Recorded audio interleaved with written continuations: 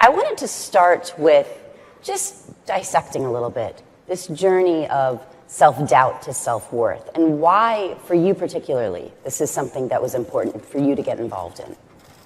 Well, you know, I came into this in a two-pronged way. I'd worked with the Prince's Trust for quite a long time, many years actually, as an ambassador, because I felt that the work that they were doing with young people in Britain was extraordinary and very productive and very, very worthwhile. So I was happy to be a part of that process. And then my luck got really good, and I was asked to join the L'Oreal family, which was an amazing moment because, you know, it happened when I was, I think, 70 years old. Was I, Adrian? Something like that. A bit less, yeah. But, you know, certainly not a young, beautiful young thing. So that was an amazing moment when L'Oreal sort of stepped into that space and allowed women of all ages to be able to be a face for the brand and to be able to say, we love makeup, we love, you know, hair, coloring our hair, we love to make ourselves look as good as we possibly can in the morning. So, you know, that was great for me to be invited to be a part of that. And then when L'Oreal and the Prince's Trust got together with what I think is a pretty remarkable moment in advertising of authenticity. I thought it's very interesting listening to what the previous panel were talking about in the sense of this sense in advertising that it's no longer enough just to have the pretty words, the wonderful campaigns, the sexy campaigns, the inventive campaigns. The young nowadays want authenticity. It seems to me there's something afoot, and that's to do with looking much more deeply into why do we buy that as opposed to that. And with this campaign, I just felt that L'Oreal was walking the walk, talking the talk, definitely, because we're worth it. It's an unbelievable campaign. You know, it's probably one of the most successful ever, isn't it? It's been incredibly successful, and it was very important for us as a brand, I guess, to go back to the Worth It, because, you know, when Worth It was created in the 70s by McCann, this line was very relevant at the time for women, you know, women empowerment. I'm worth it. As a woman, I'm worth paying a bit more to get the best beauty product in the world. And I guess, you know, along the years, we lost a bit the meaning of this Worth It, and it was very important for us in 2017 to come back with this message, but to enrich it with a very big diversity message, because we're all worth it. Whoever you are, wherever you're from, you are worth it. And to your point, Helen, absolutely put acts behind the words, and it's not only about, you know, declaring. It's about doing something, acting as a brand. We're the #1 beauty brand in the world. We need to give back. We need to lead by example. So that's why the partnership with the Prince's Trust was so important, to bring the all worth it statement to life. And talk about, so back to the point of all versus because I'm worth it. That's a big shift. We have these ambassadors as part of these stories. Talk about the selection of some of these different members of this team. I mean, it's an amazingly diverse group, and their stories are fascinating. So if you haven't watched the individual stories, it's fascinating to learn about these people. Talk a little bit about the selection process. I think that, both of you, how important that was. Yeah, the casting was absolutely essential. First of all, I would like to thank Helen for being I would say the godmother of this campaign, because she's brought an amazing gravitas, depth, and obviously sharing your personal story has been absolutely inspiring for all those people. But also, you know, we went for a very eclectic casting and really a celebration of diversity. So you have an Oscar-winning actress or a pop star, a male beauty blogger who was hiding from his parents to wear makeup, or Katy Piper who suffered an acid attack a few years ago. So the casting was really to work and to say, these people, you know, when you look at them and you look at this campaign, you might think, wow, they're all very successful and have millions of followers, and, you know, they're famous. But actually what really unites them is their journey. Their journey from self-doubt to self-worth, and they have amazing stories on how they've been overcoming that. And we thought it was really powerful and inspirational for all those young people really who struggle every day to get this this self-worth, this self-esteem, to look at those people who one might think, you know, oh, they're fine, they're famous, and everything's easy. No, it's not, you know. And to get where they are, they had to work on themselves, to fight self-doubt. And self-doubt is something you have every day, you know. I'm pretty sure I'm having it right now in front of all of you guys. And I think we all are. yeah? Yes. But it's how you overcome it. And this is this drive that's going to, you know, help you deliver what you want to deliver in the world, what you want to, you know, who you want to be. And I think you told a particular story. I watched your story a couple of times, and I'll admit, very openly, I cried when I watched your particular story. Yes, I had a very sad story that you know, when I was doing my interview for L'Oreal, I hadn't thought about this story. And then, as I was speaking about this whole issue of self-worth and above all, self-doubt, I suddenly remembered a boy that I knew when I was about 16, and he was very smart, very funny, very witty. He had terrible skin. He had awful acne. And he also had a terrible sort of drunken father. His mother, wasn't there anymore. They lived literally in one room, I think. But this boy was I really liked him. And he put his head in a gas oven at the age of 18 because many reasons. But his father wouldn't let him go to university. He absolutely had the ability to go to university. He would have had an extremely successful life if he could have just got through those unbelievably difficult years between, 17 and 25. If he could have just got through those, he would have had a very successful life. And instead, he killed himself. And it's with us all the time. And I think, as you all know much more than I do, the exposure to children, obviously young people on the internet and social media and all that, we've talked about that endlessly. But, it's funny in this very sophisticated world that we live in and so full of beauty and, literal beauty and beautiful things and communication and education and everything.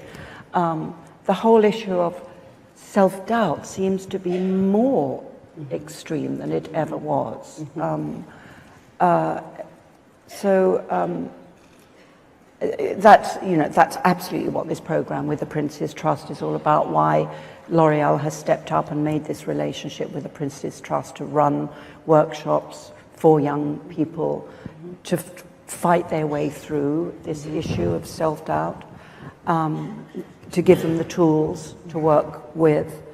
And for me, absolutely, one of those tools, I am saying this because I'm sitting here as a representative of L'Oreal, but if I wasn't sitting here as a representative of L'Oreal, I would say one of those tools for me personally is putting a face on in the morning.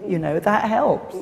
But I'm sure everyone sitting here, maybe last night at the party, or maybe later on today when you're having to make a presentation, you had that awful moment of, oh God, I'm not good enough, or oh, I'm too stupid, or I'm not funny enough, or I'm not tall enough, or I'm too tall, or I'm not, my chin is too double, or my eyes are too small, or whatever it is. I bet you none of you will raise your hand right now, not one of you, because you're in the advertising business, to say, yes, I know what you're talking about, Helen, but I swear to God, every single one of you have experienced this. So anyway, when it's in the young, it can be so terribly debilitating, even leading to that moment of actually killing yourself, as my friend did. I think this is a great relationship between a brand, obviously a huge international brand, but also a product, many products that are there to kind of make you feel good, make you feel better. And I guess the Prince's Trust as well, because, for those who don't know, the Prince's Trust is one of the biggest NGO in the UK. They have 18 centers across the UK, and they help disadvantaged young people. And I guess the common passion point we have with the trust is this idea of, self-realization or self-betterment. You can always improve yourself. At L'Oréal, at the Princess Trust, better never stops. And really, sharing that message, because, it's really hard when, I spent a few days now with those young people at the Trust, and, they really don't believe in themselves, and it's really hard for them to relate. And to have those people sharing, their stories, they see, that happens to everyone, and even the most famous ones. And to be able to really connect and have, those workshops that happen 4 times a year in all of the centers, and work on relationship, interview skills, the way you present yourself, the way you interact with people, and really working on that to be able to believe in you and deliver what you want to deliver is very important. And there's that critical age, isn't there, from 17 to 25, as we're discussing, which is what a lot of this work is particularly. We know is a key moment in your life to really, take it on the hands and get your way on. And one young people out of 3 in the UK suffer from self-doubt. So really a big issue. And I guess it was very important for L'Oréal, to act on our belief, worth it. Yes, it's a beautiful campaign, and we can buy billboards and we can do beautiful advertising, but L'Oréal, what do you do about it? What are you bringing to the community? How do you give back? How do you lead by example? So it was very important for us to anchor this campaign in the reality of the UK with those young people. We will help 10,000 young people with this program and really change their life and allow them to achieve their potential. And I want to ask a question to you, Adrian, particularly. So L'Oréal in the past, for many years, has used celebrities, and lots of beautiful, amazing celebrities who of course look very confident. There's no self-doubt there. Why is Dame Mirren special? Because I know this is a special thing here, and we're talking about it, and we're talking about the efforts that we're doing, which is quite different than some of the other pieces done in the past. Why is this relationship so special? You've seen it for old, yourself. Not beautiful. That helps. It's not only that, obviously, and it's about the personality and what you believe in. And I think, Helen is a fantastic voice for the brand. It's about authenticity, it's about sincerity, it's about no bullshit, and we really like that with Helen, because in any situation, she will tell you the truth, And even at L'Oréal, we found at some point, it's very fine to have celebrities, and it's been the model of the brand, and we're not going to deny that. But we want true relationship with our celebrities. We want true endorsement. We want people who believe in the brand. Otherwise, it's going to show. Consumers and people can see very, very easily if people are not sincere in what they do. And I guess for me, it's the most important. And, when we first decided to work with Helen, one of our big thing was to say, guys, yes, I will do all the advertising and the products, etc., but can we do something bigger than that as well? How is L'Oréal giving back? And I think, it was so important to have Helen's buy-in from the beginning and to know she wanted to deliver something bigger than just another product launch. So how did that feel? First time L'Oréal phoned you up, I don't know what happened, rang you up and said... I said, about bloody time. Why did it take them so long?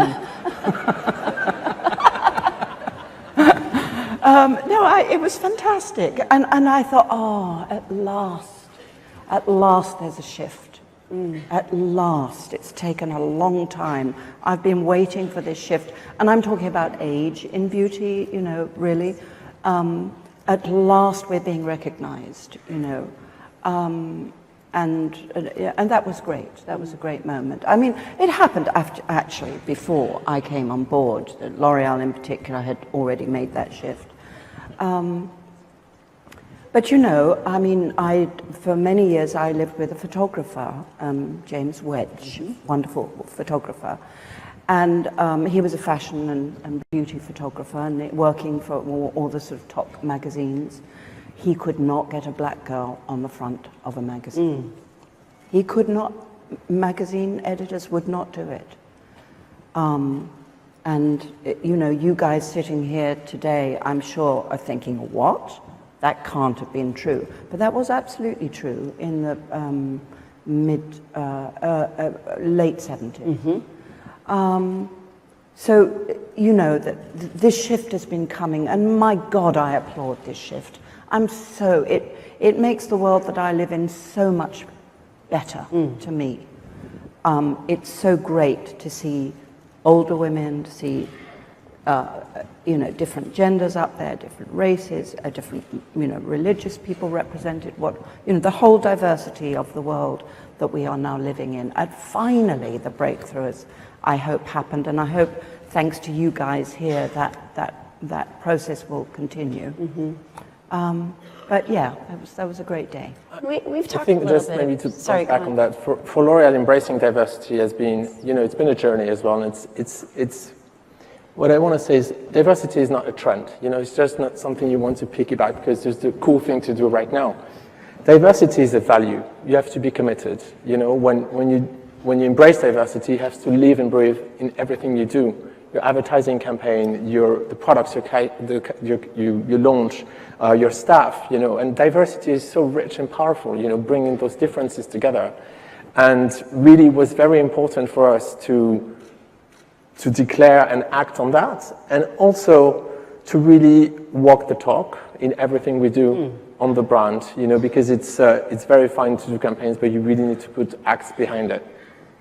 So you've tapped into a real human truth that is genderless, that is colorless, that is ageless. Yes. Self-doubt is a real universal human condition, if you think of it that way. How did that get unlocked? How did that become, obviously there was always self-worth, but how did self-doubt become the thing that really unified these diversity efforts, as you're talking about? You know, when you listen to people and you listen to those guys or anyone, you realize that the self-worth only comes from the self-doubt. You know, it's kind of a yin and yang, you know, and to get one, you need to be through the other one. And really, it's trying to dig behind or beneath the worth it line and statement, you know. What is the human truth behind it? Yes. Why is this message so powerful, you know? And why did you create it in the first place? Yes. And I guess it was very empowering for a brand like L'Oréal to really celebrate that and to encourage people to believe in themselves and beyond products, you know, to have a value around self-realization, self-improvement, better never stops. Yes, as an industry, we tend to push perfection a little bit, don't we? So getting really honest with that is pretty interesting. Just a titch, yes. And the other thing I'd like to say also is because we're the #1 beauty brand in the world, we have a role, we have a duty to lead by example, you know, and if we don't do it, who's going to do it, you know? And it was very important also to lead by example and to kind of redefine, you know, what beauty advertising is about, because a lot of time beauty advertising, you know, is a cliche, and people say, you know, those top models in the studio with like beautiful hair swishing around, etc. And this is not real, and two, our consumers are tired of that, and they start to, you know, disengage and disregard the industry. So it's very important for us also to kind of change the model. Yes, yes. Okay, so a big question. We have a creative industry sitting here. And you rightly said, I'm sure they all have just a tiny bit of self-doubt, whether they're presenting a new idea, whether they're trying to come up with something. Creative people have to, don't they? Because, yes. Because they are, you know, they're putting themselves out there. Yes. Creative people in particular, I think, you know, you're stepping into the unknown, you're stepping into the abyss every time. I presume you guys have to think of a campaign or think of a line or think of a story or think of a photo shoot. You know, you're stepping into the unknown, into the abyss. So I'm sure creative people in particular probably struggle with. So any advice for these guys in the sea of self-doubt? I'll just say. I think there's a lot of self-confidence because that, I think what forces you through as a creative person is this balance between incredible, probably too much belief in yourself, you know, overly sort of self-confident in a way, parallel, absolutely alongside incredible self-questioning and self-doubt, and it's the battle between the two of them that often creates, you know, a brilliant moment of imagination. So I don't want to take the self-doubt away, because I think it's actually quite a creative, that it's a creative process probably. But I think if you're young, any young people here, maybe this is the first time you're here, and you're terrified that you won't win an award, which most of you probably won't. Sorry, guys. It's the truth, isn't it? Just take that, and I know that you all know this stuff anyway, but you take that as a moment of, fuck them, fuck them. I'm going to do so much better next year. This is your question. This is why we love Helen, Mirren, and L'Oreal. Yes. Fuel. You're talking about fuel for the fuel. future. Exactly. Fuel for the future. Exactly. Yes. FFF. Exactly. I just need a bit of FFF. Yes. Yeah. Yes. All right, on that note. So a little bit more about, I would say, the diversity of this piece, because I think that's a huge, huge element back to authenticity. You were talking about authenticity and doing things that are real and actually walking the talk. How carefully did you select these different people? How did it happen? How did the creativity lead to this group? Because this group is incredibly interesting in their own right. I guess it was about, it's an alchemy and making sure, we were celebrating diversity as much as we wanted in terms of profiles, backgrounds. And I guess the most important for us was to have this truth and the emotion and the stories they were sharing with us. And, we met with a lot of people, but we needed this, you've seen the video before, this moment where you're like, whoa, I can relate to that. This is so strong. This is so powerful. And all of those guys have impressive stories. And this is really what touched us. And that's why you chose them, because ultimately, this is what relates with people. And this is what will get people engaged with the campaign, is the truth behind their stories. And again, because one might think, they're famous or they're powerful. Actually, they've been through a really long And overcoming such huge obstacles. This is not just a normal obstacle of waking up in the morning feeling a bit insecure, is it? It's having acids thrown in your beautiful face and having to overcome that.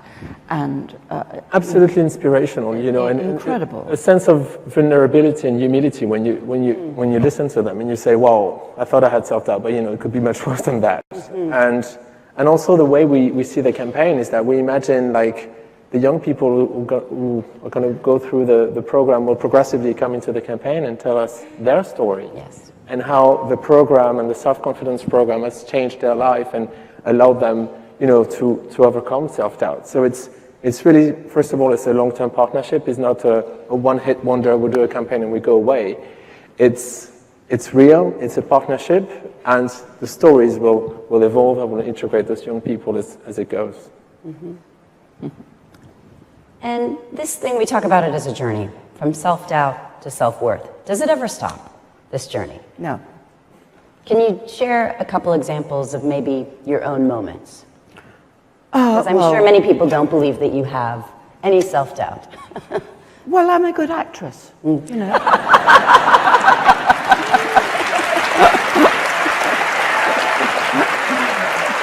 Honestly, that's what it's all about, really, is acting. You just act your way through it. And also incredibly important to remember that you're not the only one. You are not the only one. All of these people have different, maybe not at this very moment in time, but at different times, are going to suffer great self-doubt and insecurity. And I think the other thing that I learned sort of earlier on, especially when you're young and you're so up your own bum, about yourself, and then learning, no, the world's not all about you and your insecurity and your lack of self-worth. And all. It's not all about that. actually look outside of yourself and just be less bloody egotistic, really, because, you know, sort of the lack of security and self-doubt can actually become, conversely, a kind of what's the word, a sort of self-obsession. And to be outward and to give yourself to other people as opposed to sort of being constantly thinking about yourself. I think women in particular suffer from this, incidentally. It's a generalization, maybe, but I think women in particular do suffer from that. Anyway, just realize that the world's not all about you, you know. And sure, you're insecure, but so what? So is everybody, so what? Get on with it, you know. Slightly British, but you know. We call it fake it till you make it. Sorry? Just fake it till you make it. Fake it till you make it. Fake it till you make exactly. it. That's exactly. Maybe to respond to your question as well, you know, self-realization, self-worth, you know, it's a quest. You can be satisfied. Yes, you know, I'm perfect today, and I'm going to stay the way I am for the rest of my life. No one is ever perfect, you know, and it's always about what's next, what's going to, you know, take you outside of your comfort zone, how you're going to improve yourself, what new thing are you going to deliver, you know. So it's a journey. It's just a quest that drives you throughout life. It is a worm in the brain. Yes. It is a worm. You know, it starts burrowing its way into your brain. Questioning. Questioning, absolutely. It happens to me as soon as I'm not working. The minute I'm not working, I get racked with insecurity and who am I? What am I? You know, have I done anything? No, you haven't. You're fucking useless. And all that sort of stuff. And but anyway, it's a worm in the brain. And as Adrian says, it's an ongoing process. I think till the day you die, probably. You know, I don't think any of us really are ever absolutely free of it. But it's particularly debilitating and painful and useless in the young, and you just have to get them through that. I mean, I thought another great campaign, which was in America, which was It Gets Better. The It Gets Better campaign. I'm sure you're probably all aware of this, but this is a campaign in America for young gay kids growing up in small towns in America where it is completely unacceptable to be gay on any level whatsoever, and they get tortured or bullied horrendously. And there's this internet campaign just reaching out to them saying, don't worry, it gets better. Just get through this. And that's another great campaign, I think. Absolutely. Just hold on. Just hang on. Just hang on. Just hang on. Yeah. Why do you think this is, you mentioned something, so I'll go back to it. Why do you think this is more of an issue for women? I don't know, and I don't know that I'm right there. Yeah. And maybe I'm only saying that because I'm a woman. But and I hate to generalize about anyone, really. But I think women have a tendency to look in, and men have a tendency to look out and go, okay, what do we do about this? And just look forward and do, and women could, you know, start retreating. But that might be a terrible generalization. I don't want to sort of be held to that, anybody. Yeah. I might agree with you a little bit on that one. Adrian, how is this doing so far? And what's next? What's the future of this initiative? So, as I said, it's a living campaign. So we launched in February the campaign and the partnership. The feedback has been absolutely amazing, and a lot of consumers or people have seen, I guess, a different face of L'Oréal and what we're here for, and it was a very important part. But more than that, we're actually helping young people. So the groups have started, the workshops have started across the UK and all the Prince's Trust centres. We helped more than 100 young people. And the feedback has been overwhelmingly positive, So we're taking all the learnings of the workshops that they're happening, and we are at 100, we want to go to 10,000 young people, so it's just the beginning, and really making sure this is a life transformative experience. The way we're also animating the campaign is that we're really supporting the Prince's Trust in their online journey. So we're going to help a lot of young people in the centers, but because the Trust only has 18 centers in the UK, and not every young people who struggle has a center next to them, we're going to do a very big online mentoring and coaching program as well, to really make sure we can reach more young people and have something that is as virtual as real, depending on what you can do and where you live. So yeah, it's a program that's alive. It's there for the long term, and as I said, we really want this campaign to be dynamic and integrating the stories of these young people who've been through the campaign. Great. So I've been staring at your tattoo a little bit. Sorry that I'm staring, but I have been a little bit. Can you share with everybody the story behind this? Yes, I was very drunk. I was. I was on an Indian reservation in Minnesota, and I got my tattoo, here it is, when only sailors and Hell's Angels had tattoos, and criminals. So it wasn't fashionable at all. It was like so unfashionable. But I'd kind of wanted a tattoo because I'd just done some work in a prison, and the prisoners had tattoos, and it was kind of rather beautiful. So I kind of wanted a tattoo. And the American Indians tattoo themselves quite a lot and quite casually. So I was in the right place. And someone told me about this sign. I thought, what shall I have, you know? And someone told me about this sign, which is, it means in Lakesh, which is a South American Indian, maybe Mayan, understanding of human life, which is someone can be as completely different from you as you can possibly imagine, but have equal value to you. And that's why it's two sort of interlocking, sorry, I cut my finger the other day, interlocking V's like this, equal and opposite. It's kind of yin and yang, but not in the sense of balance, but just you're completely different. You have different values, you have different everything. I have to give you equal value. I mean, different value. You have to give you equal,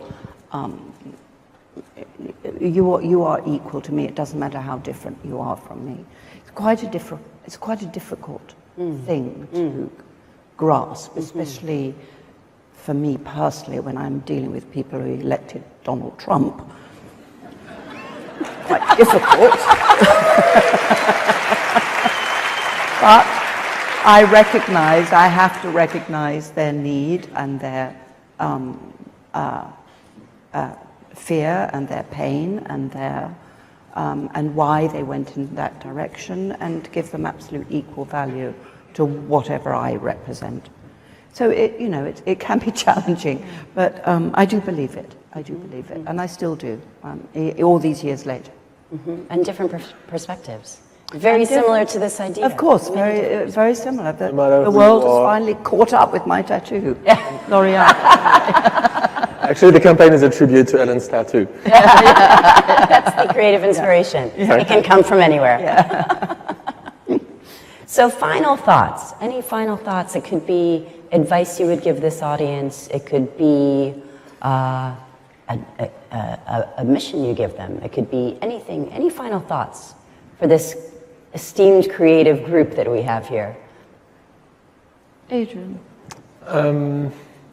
No, I guess for me the final thought would be around the fact that, and believe me, I love advertising, but you need to walk the talk and you need to deliver, because doing beautiful campaigns, powerful campaigns is fine, and they can change to some extent the world, but it's definitely not enough. So it's more of a call to the brands or the advertisers, like, what are you going to do about it?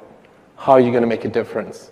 It's very fine to do campaigns, and we all love that here, and I'm the first one to be excited about an advertising meeting or campaign, but what are you going to do to make a difference? Excellent. Thank you. And any advice from you? No, I would absolutely support those words completely. It's such a complex world that we all live in now. We are exposed on such a mega level to information, to heartache, to pain, to suffering, to violence, you know, it's no longer, you know, the print in a newspaper. It's an image on a screen that we are blasted with every day of whatever it is, of, you know, the battle for Mosul, or immigrants desperately falling off a boat trying to survive.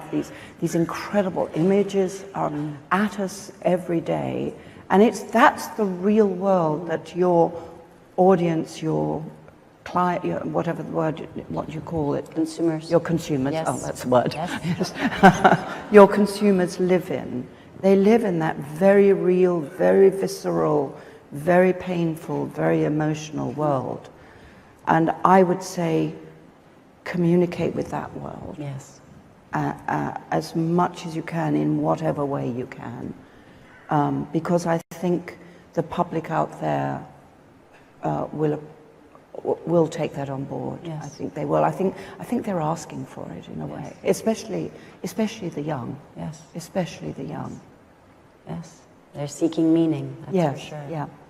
Well, I just want to thank both of you so much. Thank you to Adrian to tell the story behind the story, which is really, I think, helpful for everybody.